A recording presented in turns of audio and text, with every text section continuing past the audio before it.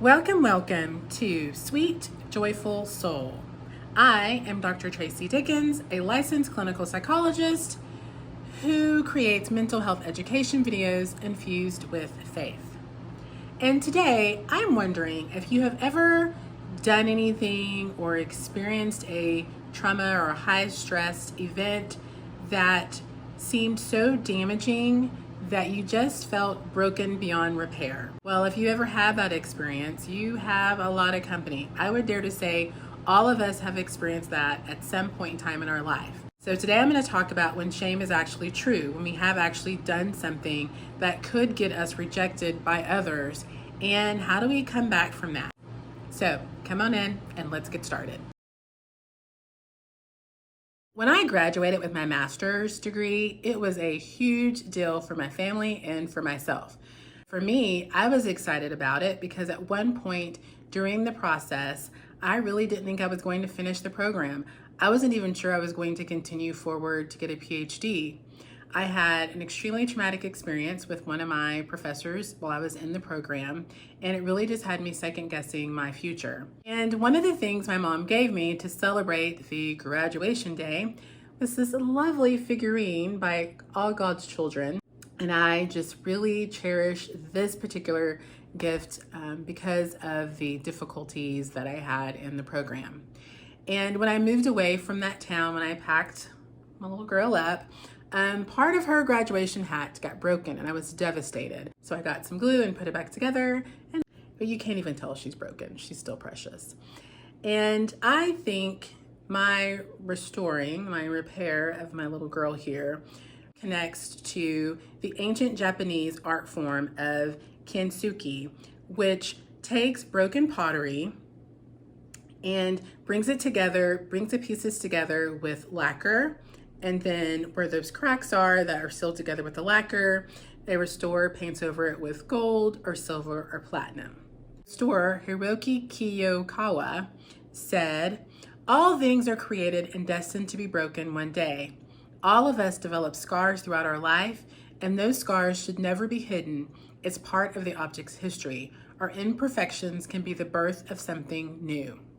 This perspective about brokenness and broken things is so powerful, especially when we talk about shame. This idea that that level of brokenness, that thing that just doesn't seem to be repairable, can actually lead to something new, can actually be restored and put back together and be more beautiful and reflect light in a more unique and beautiful way, just seems impossible.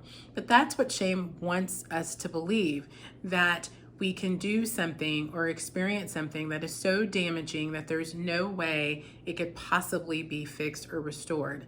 Interestingly, the Bible has over 100 scriptures that talk about God as the potter and we are his clay. What I want to highlight about God being a potter is that he's not just any old Joe potter. He's a master potter. And the interesting thing about a master potter is that they take these shattered pieces from broken pottery and they put it in the clay on purpose. Yeah, on purpose.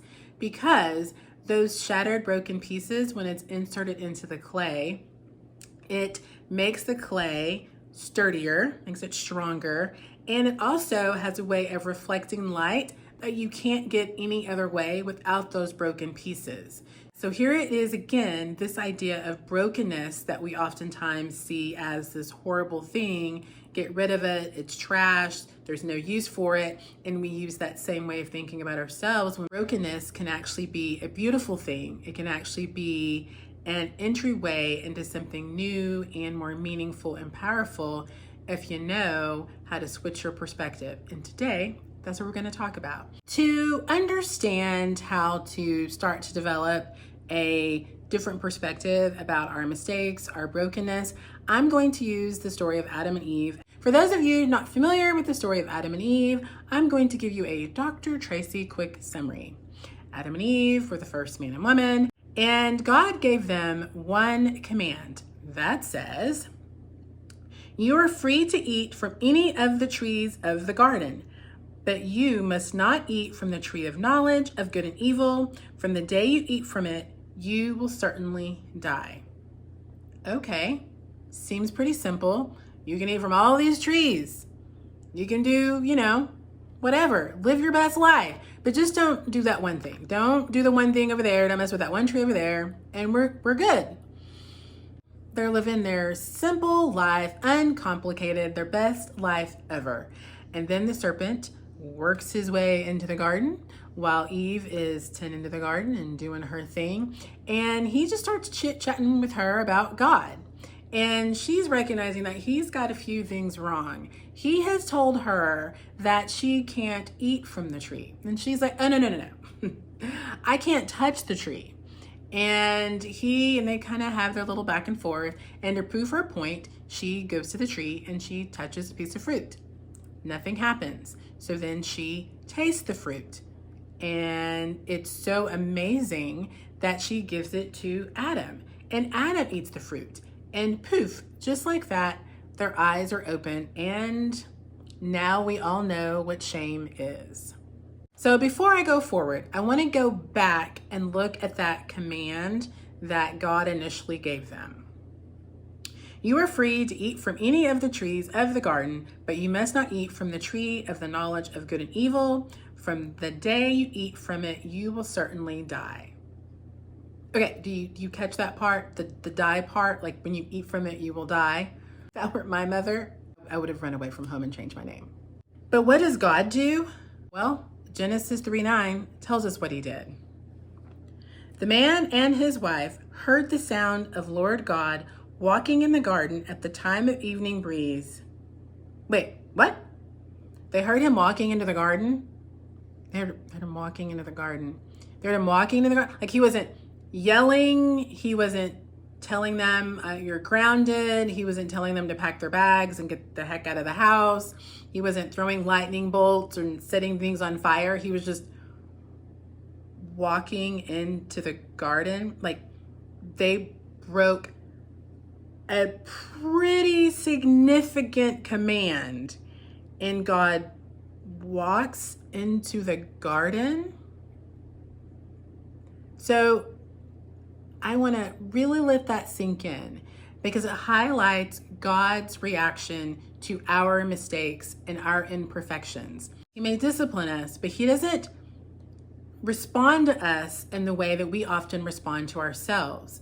We often respond to ourselves in a very critical, harsh way, and we isolate ourselves and we punish ourselves before God has ever said anything. I really want to highlight this because that is really the first step in starting to reframe our experience of our brokenness, is recognizing that God actually comes towards us in our brokenness instead of doing what we do and what Adam and Eve did, and that's hide.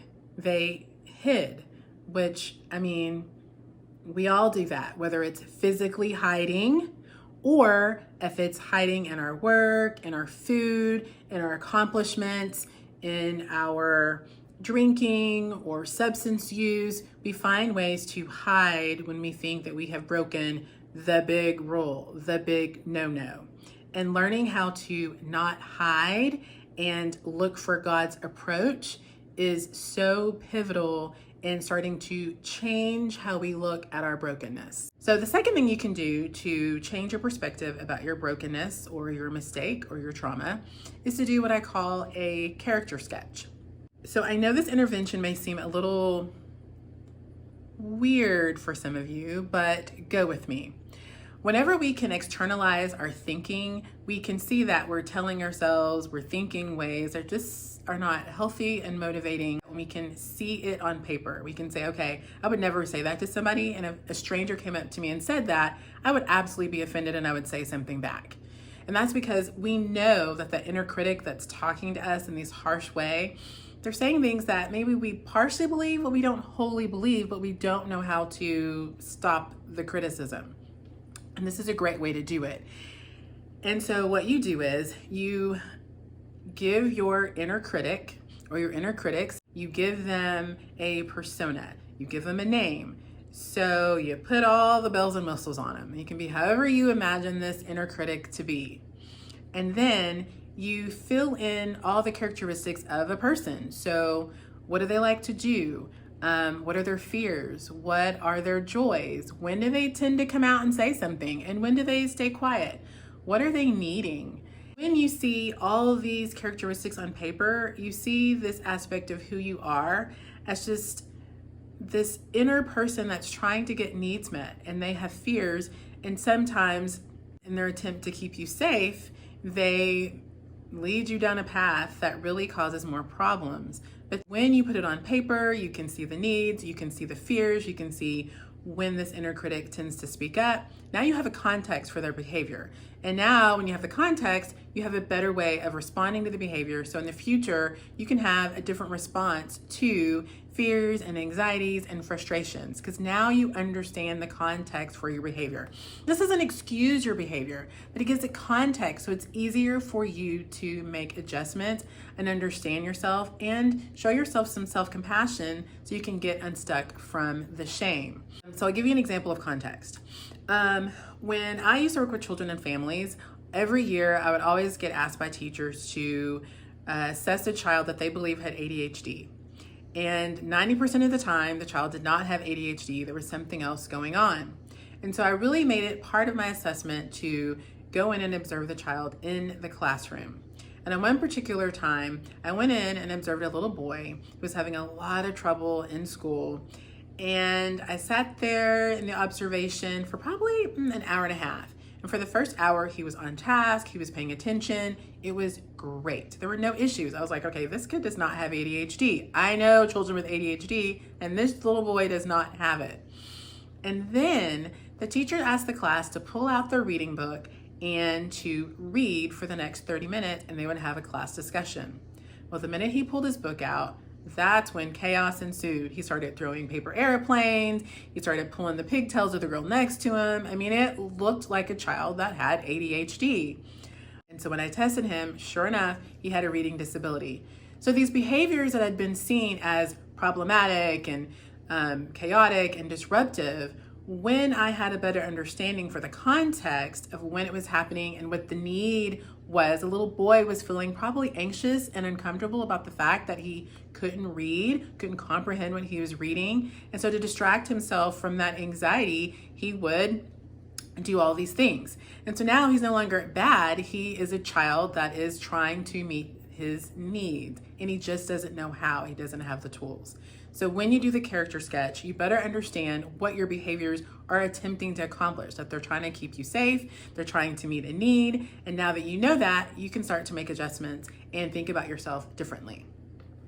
Hopefully these exercises will be helpful. It will allow you to look at your brokenness and your imperfections that you think have just left you beyond redemption. Hopefully it will help you negotiate those thoughts a lot smoother and see yourself as a masterpiece that is in the hands of a master potter. And you let me know whatever was helpful in this video. Push the like button down below, push the subscribe button so you can come back and see me in the future. And I thank you so much for sharing part of your time today, and I look forward to seeing you in the next video. And as always, take care of yourself, take care of others, and I will see you in the next video.